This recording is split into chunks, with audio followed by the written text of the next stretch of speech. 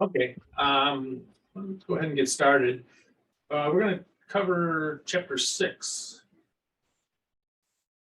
And no, I don't need that. I need this. Okay, so the first tab is going to be your common ratio, which can be pretty much on all of these. But let's put a Y in inventory up. Okay, so partial income statement. So we're going to do an income statement, and we're really going to look at these at the inventory. This is just kind of the basic kind of inventory what you might get in a beginning accounting class.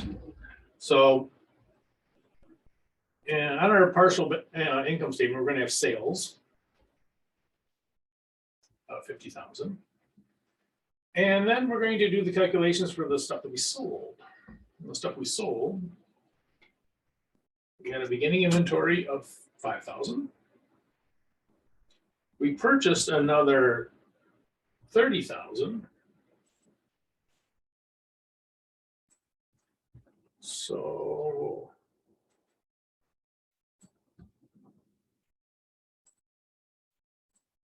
the most stuff we could have possibly sold was 35,000. So we could have sold 35,000. That would be the most that we sold. Now we know we didn't sell all of it because we have ending inventory, and ending inventory is really, if you think about it, it was what was not sold.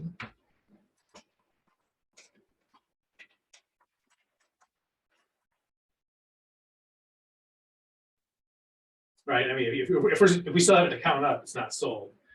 So if we subtract out what was not sold, it'll give us the cost of goods sold. Okay, so our ending inventory. Oops.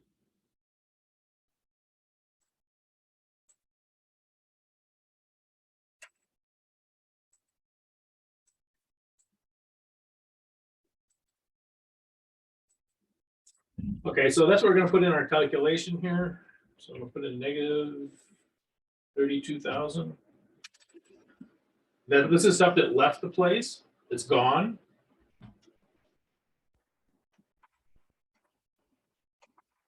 It's gone. It's never coming back. And so the stuff we sold had a cost of 32,000. And so we made 18,000 on those goods, whatever it was we sold.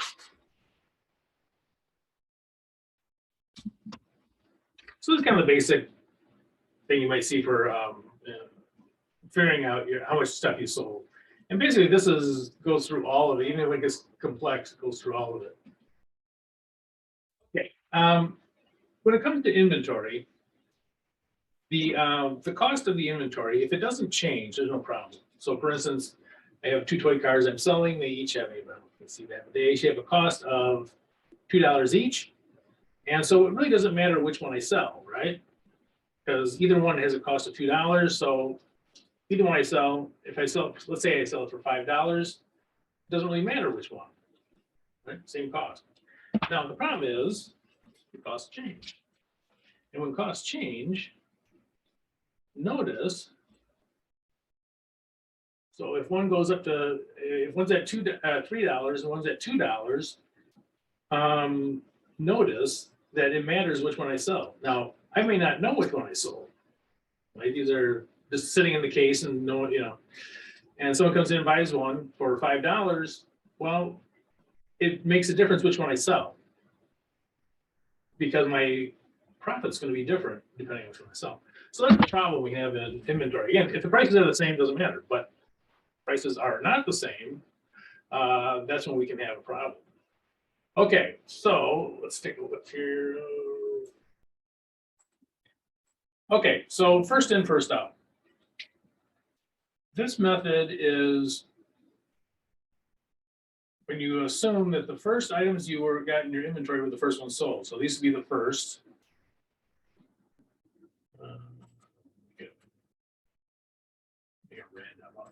Okay, so we're going to calculate the sales. That should be easy. calculate the cost of goods sold. This will be hard. And these last two. So easy, hard, easy, hard. Okay, we get that. All right, so let's take a look. So the sales are easy because whatever you sold it for, that's what the sales would be. So we had 90 units. And we sold them each for $40. That equals 90 times 40, 3,600. So that's the sales that came in. Now, keep in mind that we sold 90 units. So we need to find the cost of those 90 units.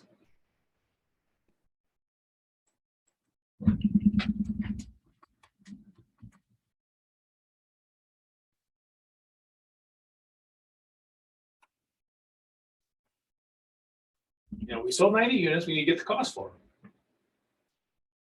All right, so we're coming over here, and these are the first ones in.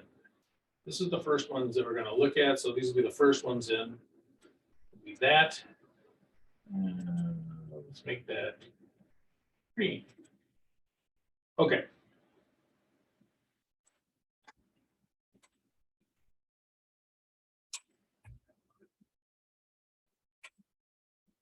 Now, we don't have all 90, though.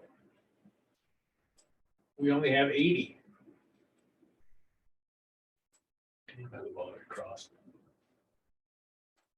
So we'll take those 80. Now, this whole layer will be gone.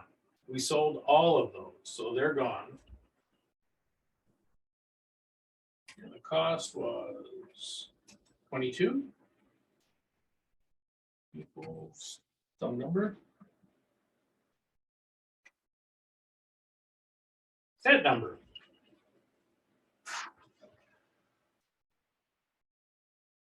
Okay, so we got the cost of 80 of them. Now we still need the cost for 10 more, right? We had 90. We found the cost for 80 of them. So now we still need the last 10 to find the cost for.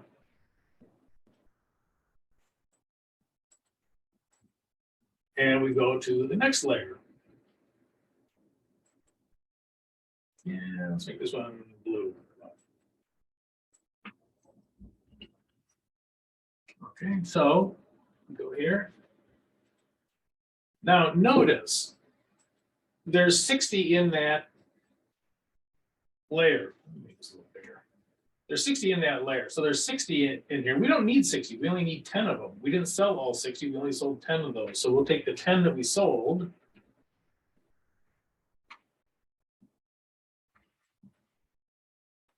It's at 25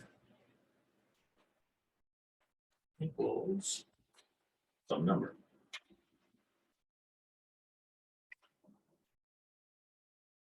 That number.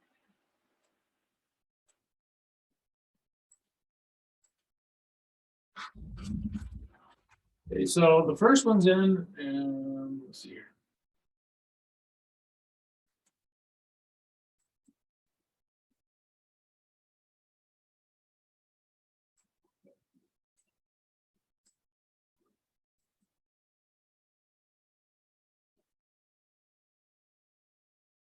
Okay.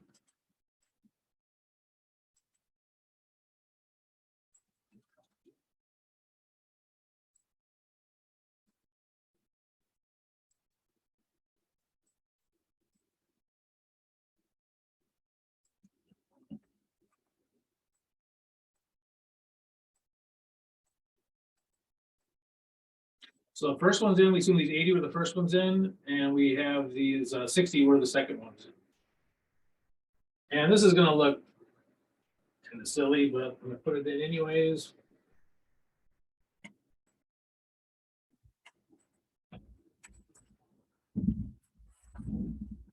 So we don't need the cost for anything else, but this will be our cost of goods sold.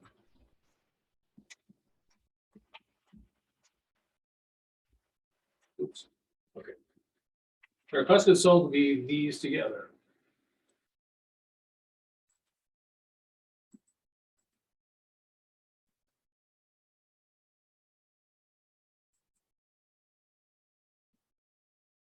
Okay, so calculate the gross profit. So we have sales. 3,600.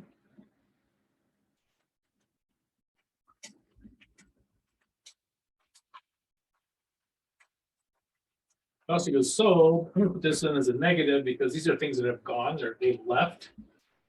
They're not coming back. And this will give us our gross profit. Gross profit or gross margin, same thing.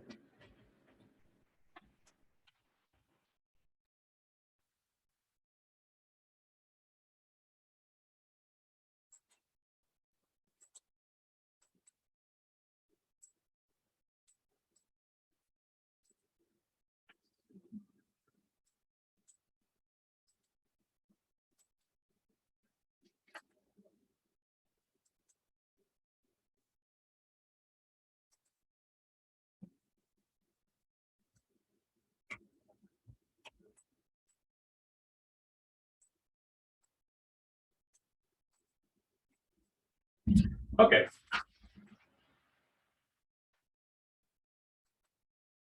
Should I save this? All right. Now ending inventory. Now, the ending inventory comes from up here. So how much of the inventory was left?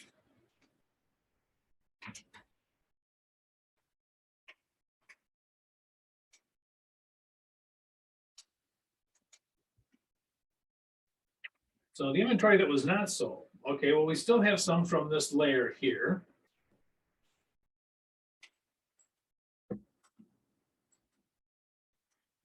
And we sold 10 of those.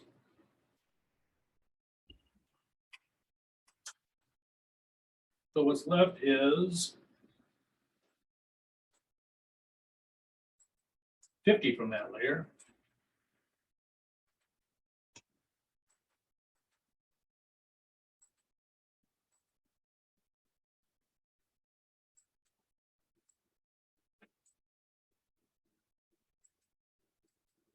So this is inventory not sold, or maybe a more accurate way to put it is ending inventory.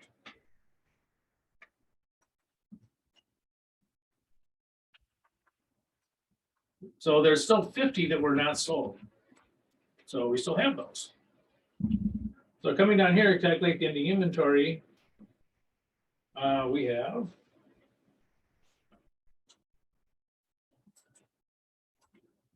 50 units. Copy this over. Save time. That can't be right. Oh, I see. Get the cost in there.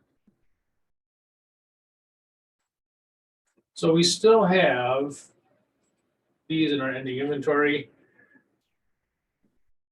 So total ending inventory.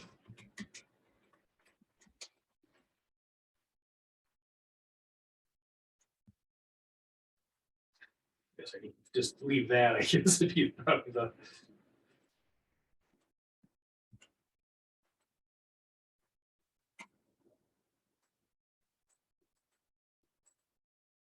So that's in the inventory.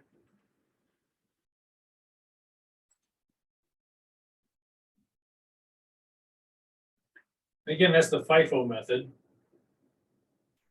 First in, first out. You'll often just see it called Fifo. Fifo is usually what you'll see this called.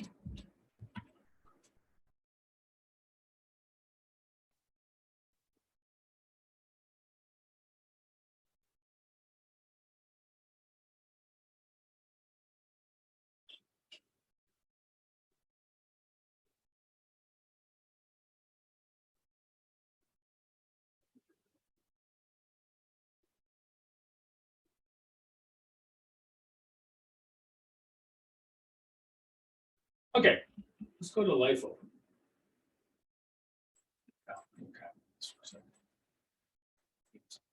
Okay.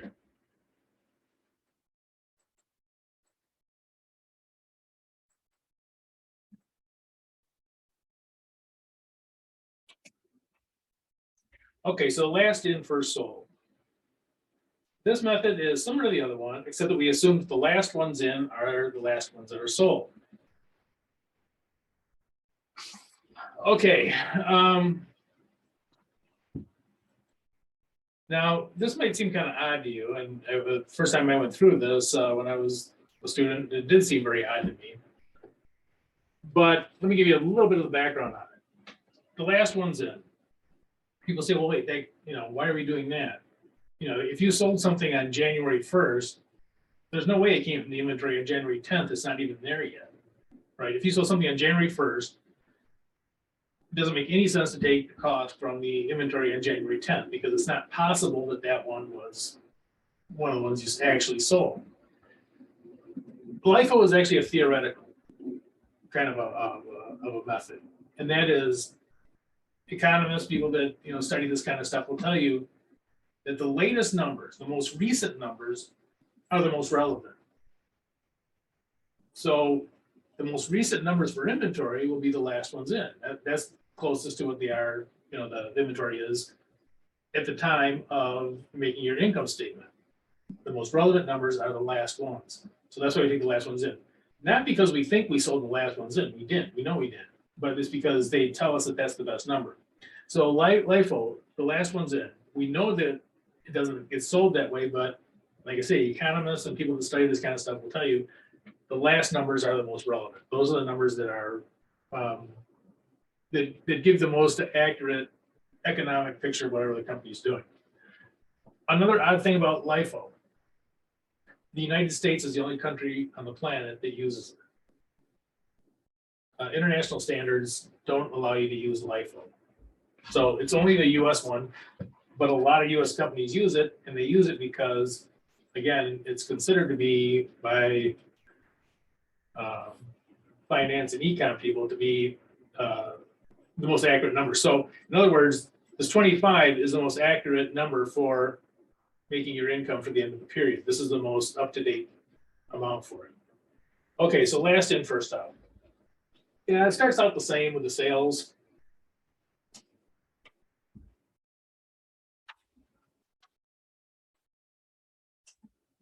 This is exactly the same as the other one.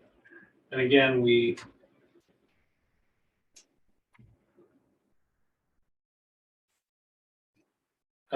sales are easy to get. Whatever you sold them for, they came in, they bought it, whatever they paid for it.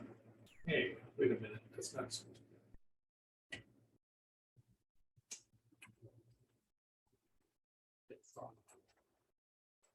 There's supposed to be currency. I will have that changed.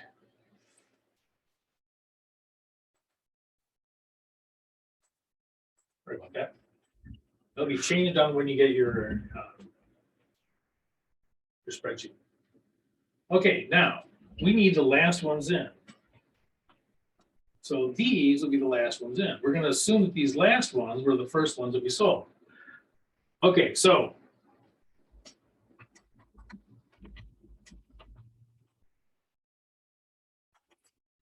we need the cost for, again, 90 units.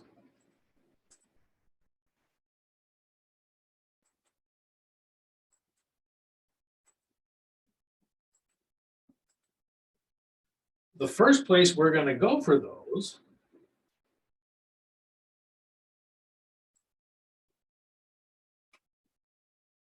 are these last ones in.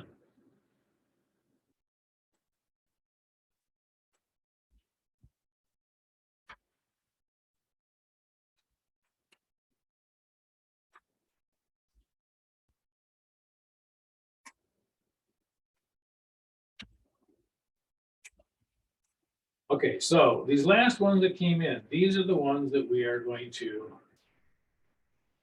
I can't remember.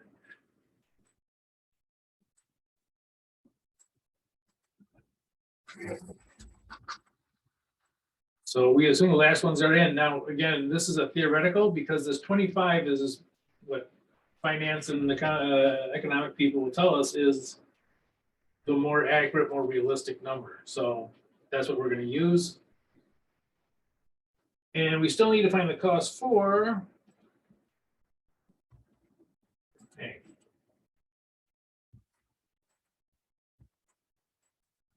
See, we found the cost for 90, or no, that's right. We need 90, we found the cost for 60, so we still need 30, right?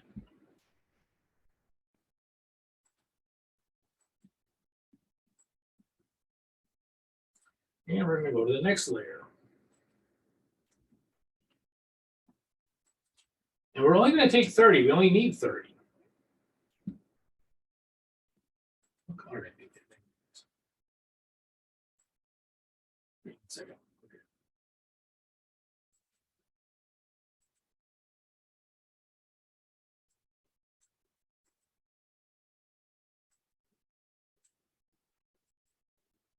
So we only need 30 of those.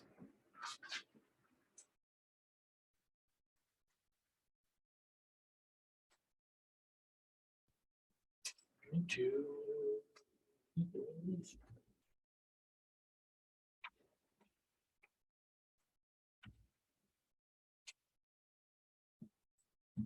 And be wacky and go ahead and put this in. We need a cost for 0. We've already found all the costs for them, so we don't need to find the cost anymore. So this will be the cost of goods sold.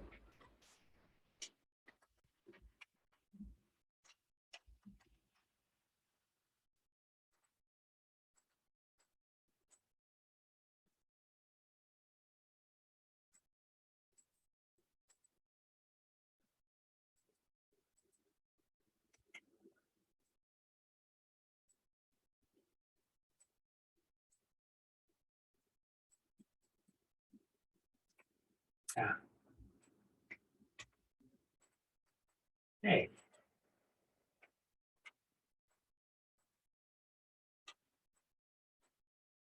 Okay, so coming down here, we'll have our sales.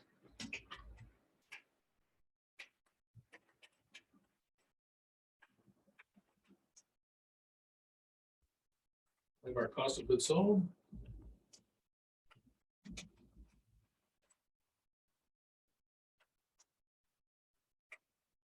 And it's a negative. Oops.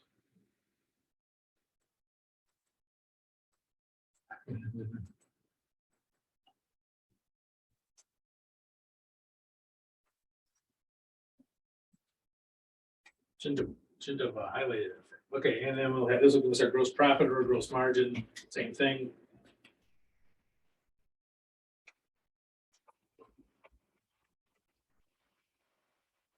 You'll see it called different things.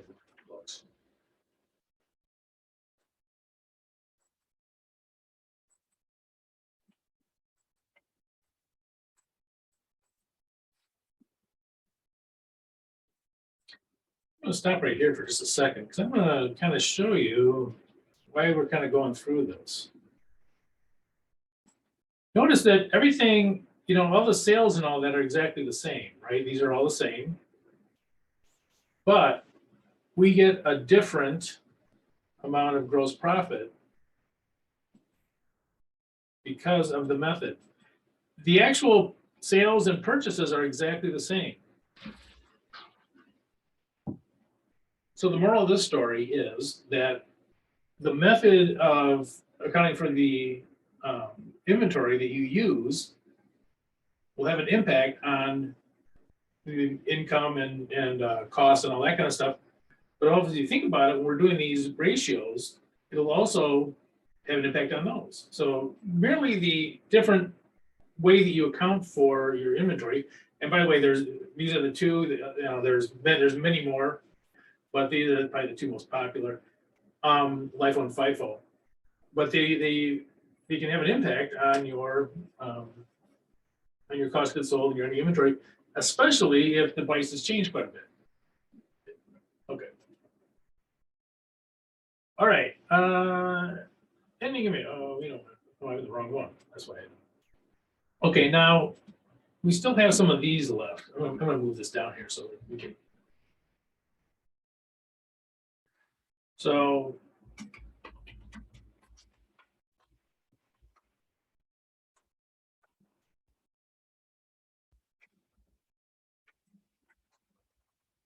Ending inventory, in other words, it was not sold. Well, we sold 30 of this, so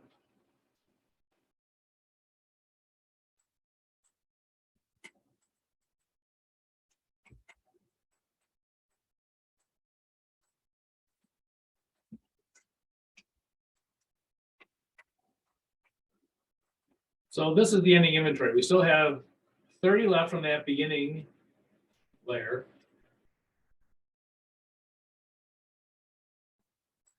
So that's what we'll put down here.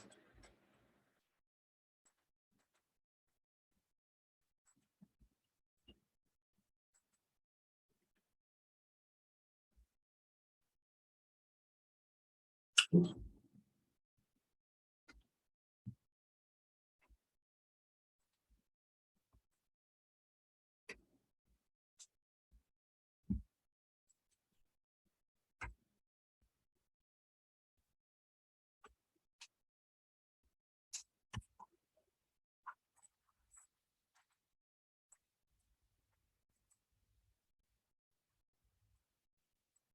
You can just leave it at 1100.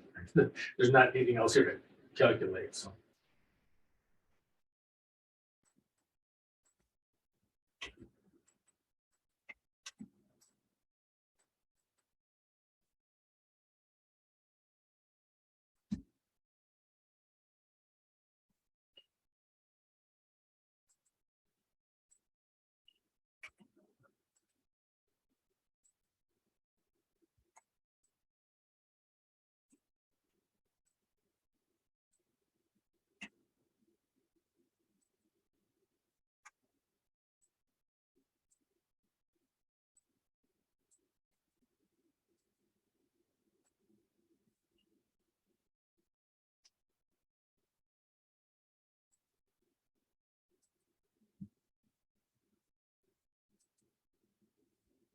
And see, our ending inventory is different too, right?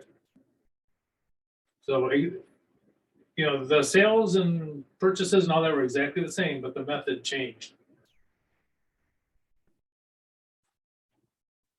So the FIFO method is probably more realistic as far as how the inventory actually is sold. LIFO is probably a better predictor of income because it has the most current number is used first anyways.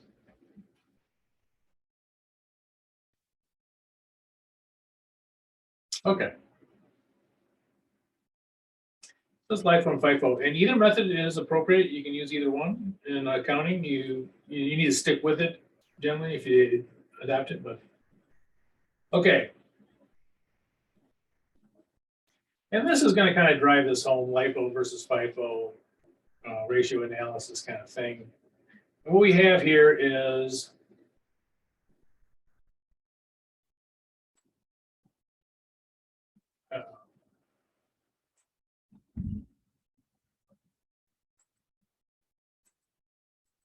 you have two companies that are identical.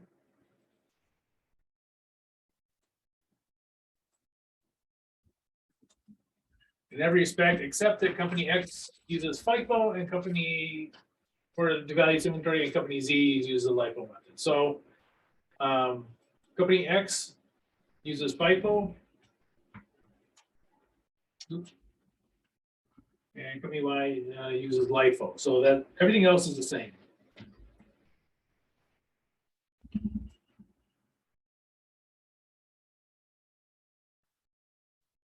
Okay, so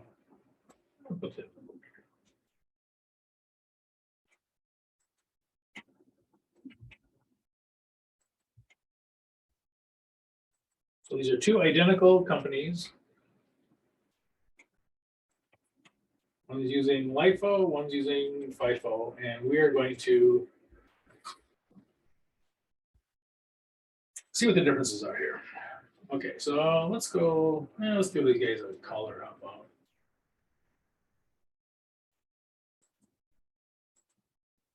You can see that. Let's try that again. A little more orange. Okay, so make that one kind of orange. We'll make this one and the turquoise. How about that? Okay. So let's go ahead and do the FIFO one. Net return on sales. So net income.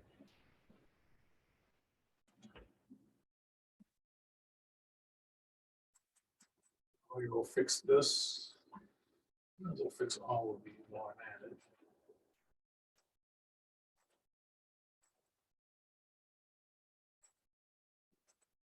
Okay, and Net sales. Okay, so this is LIFO. And for LIFO, I guess this is going to be less, but let's take a look.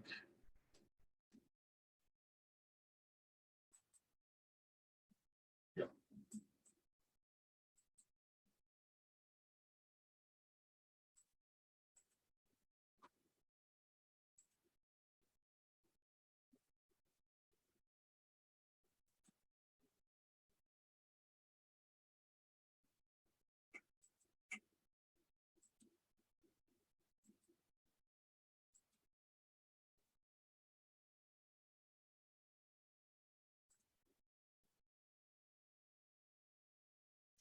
Okay, inventory turnover. Cost of goods sold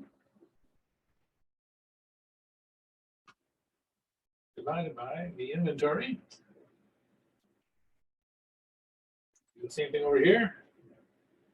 Cost of goods sold divided by the inventory. A big difference.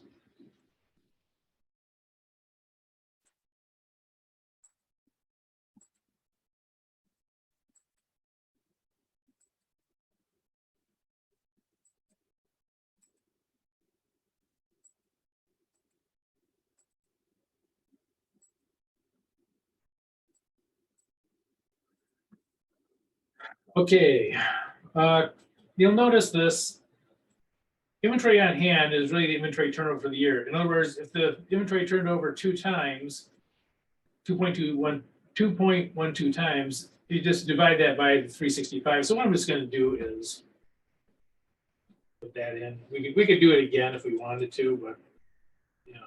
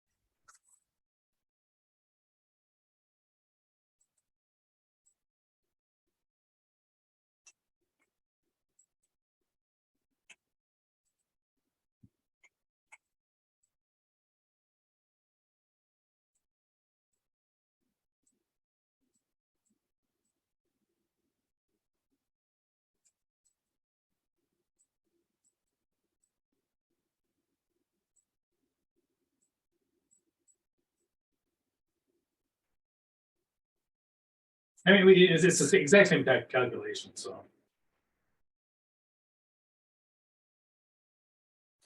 and the current ratio.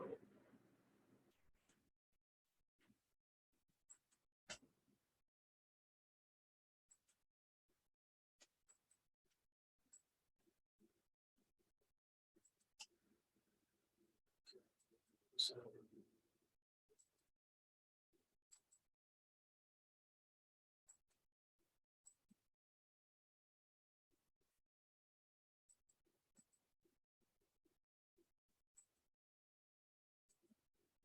oops. Wrong thing. There we go. Okay.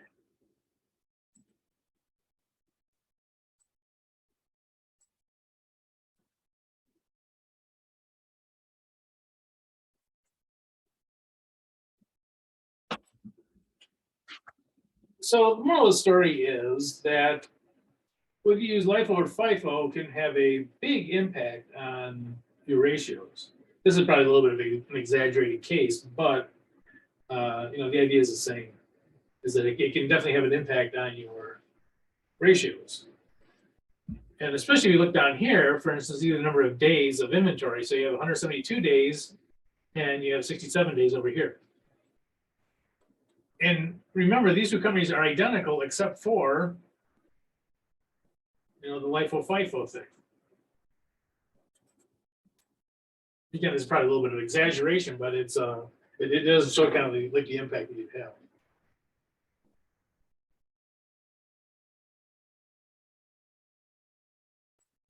And just so you know, just LIFO usually has less income because prices usually rise because of inflation. So a lot of times LIFO will have a lower income and lower inventory on the books. Why does it have lower inventory on the books? It has lower inventory on the books because those prices are older. The cheaper, older inventory stays on the books. Another weird thing about LIFO, we go back to the problem, is, nope, let's go back to this one. So this inventory we have here that's not sold, it's possible for that inventory to be on the books for years. You know, if they don't sell out their entire inventory, that inventory can be sitting around for decades. Which is another reason why I think that the international standards don't like it. They say, oh, wait a minute, you know, you could have costs on your books from 1962, you know, we don't like that. So anyway, generally speaking, LIFO gives a more accurate income. FIFO gives a more accurate income balance sheet, excuse me. So LIFO, a more accurate income statement, and FIFO, a more accurate balance sheet, because the last ones in are the most current prices and so on. And for using FIFO, those ones are still in there, and it's more accurate. Okay. Okay, accounts payable. We're going to do a little bit of analysis of, who is this? Coca-Cola.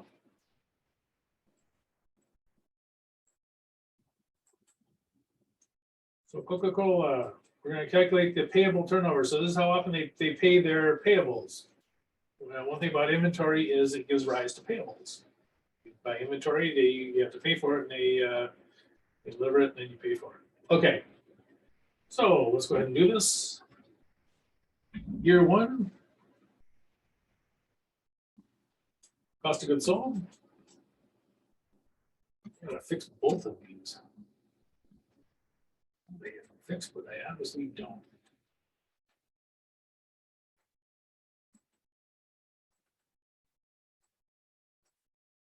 Okay, so 14,000, and accounts payable is 35, so the turnover is 4. We'll do that same thing for year two. Cost of goods sold.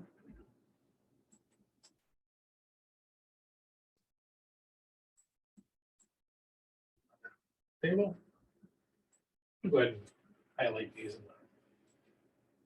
I'm going to use the same colors we did before, just to make it nice and confusing. Okay, so this is year two. This is year one. And we'll simply plug these in because it's going to be the same. That's the cost of goods sold divided by accounts payable. Cost of turnovers will go underneath, you know, those. Time.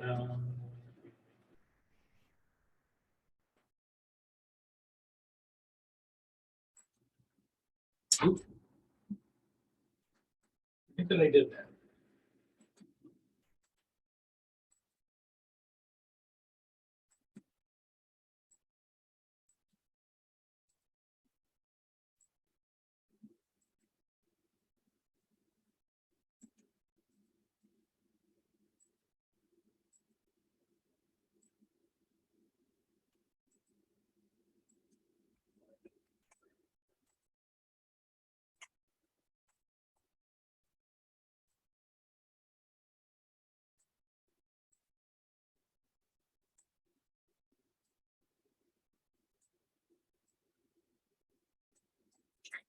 This is the same as this.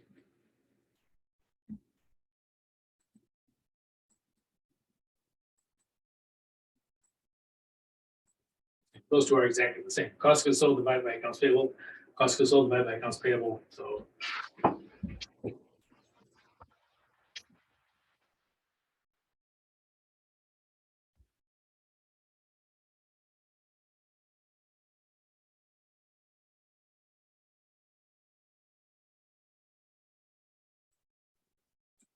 Okay, so that will do it for chapter 6. We'll see you for chapter 7.